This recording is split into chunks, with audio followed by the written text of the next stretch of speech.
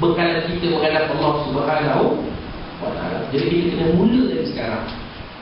Kita kena mula dari sekarang. Bulan Jamadul Awal mulalah sesuatu.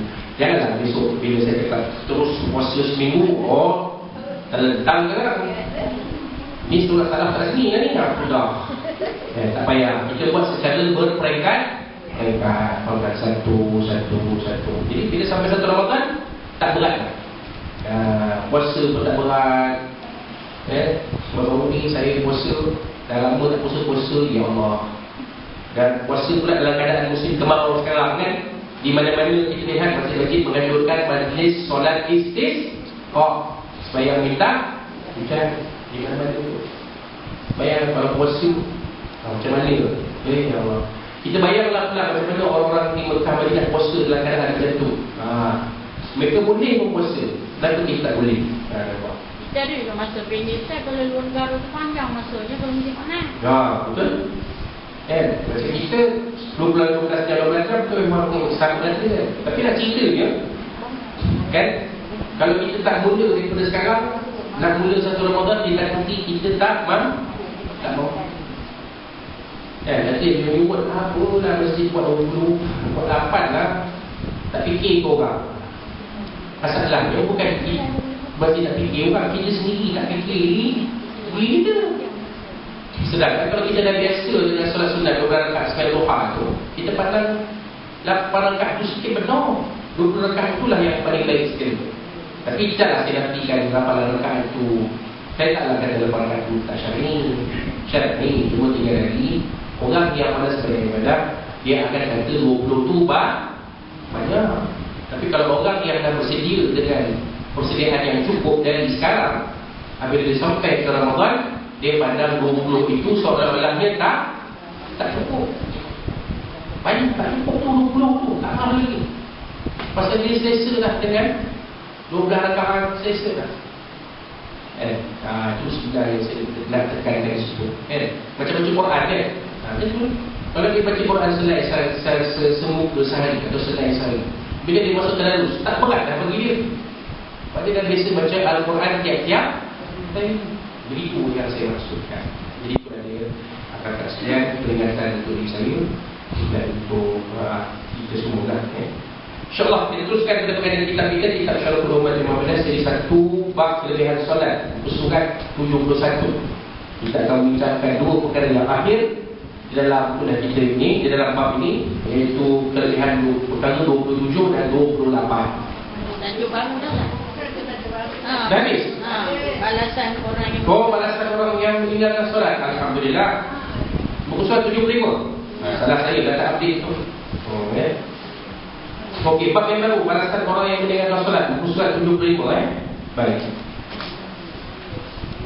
Nak edit balik ni banyak juga sekali apa ni.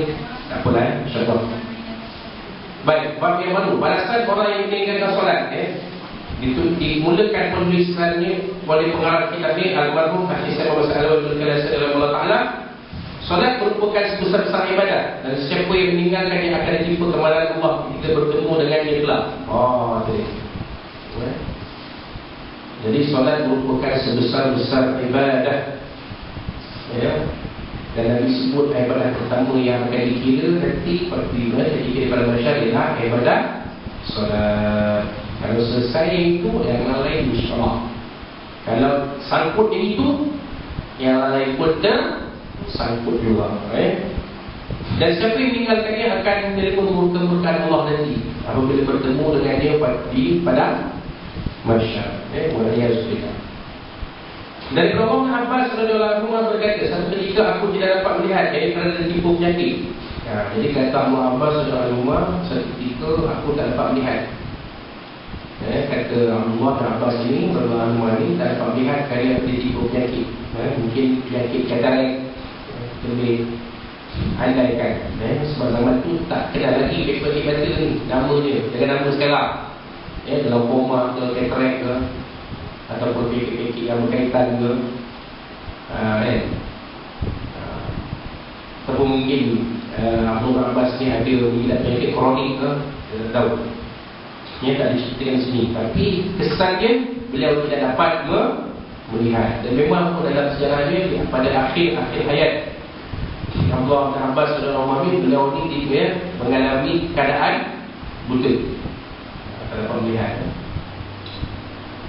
Berkata sahabat Abdullah Abbas ni, kami akan mengubati engkau dan engkau terpaksa meninggalkan solat selama beberapa hari. Boleh. Tapi kata Tok Bomoh tu, bukan Tok Bomoh Doremi tu, Tok Bomoh tu lah, depan pakai dayung kan, tengah pakai bubu kan, pakai apa tu, bakul kan, belakang bawa kelakun biji kan. Jadi bahan ketawa orang, kesan ke? Sampai orang putih pun buat. Dia tahu kan tak? Ya? Dia tahu. Macam mana? Tak bisa tak?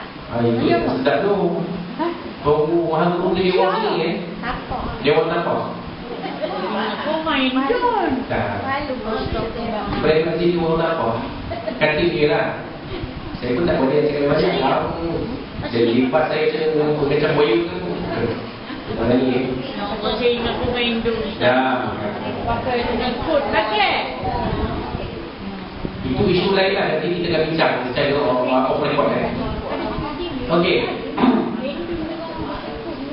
Jadi kata topik ni tadi, boleh ubatkan keyakinan, tapi syarat kita tinggal sembahyang beberapa hari. Jadi jawab Abdullah Abbas, tidak, aku tidak akan meninggal solat selama-lamanya. Jadi Abdullah Abbas tak setuju. Tak setuju dengan syarat tu. Kalau kita ni akak-akak sekalian janji sembuh tak? Jadi sembuh walaupun terpaksa meninggalkan perintah Allah. Sanggup je. Sanggup. Jadi sembuh. Sakit tak tahan dah. Kan? Tak boleh ikut Nabi Ustaz. Nabi Ayub tu lain. Tu Nabi. Kan? Nabi Ayub AS pernah ditanya, wahai ya Rasulullah, kenapa kamu sakit, kamu tak minta kepada Allah supaya sembuh? Kamu kan Nabi. Kalau kamu mohon kepada Allah, bukankah doa kamu akan diperkenankan? Orang tanya kepada Nabi Ayub AS. Apa jawab Nabi Ayub? Aku malu kepada Allah. Aku malu dan mohon kepada Allah supaya sembuh. Kerana apa? Allah Ta'ala beri aku sihat berpuluh-puluh tahun. Allah Ta'ala beri aku sakit baru setahun dulu. Jadi aku malu untuk memohon kepada Allah Subhanahu wa Ta'ala. Kita boleh itulah Nabi Ustaz. Ni kita kan. Jadi kita ni kena nak sembuh daripada sakit, sanggup kita meninggalkan suruhan Allah. Kalau dia kata dia suruh kat duduk, sanggup kita buka dulu. Jadi kita sihat dari sakit kita, sembuh dari sakit kita. Nampak?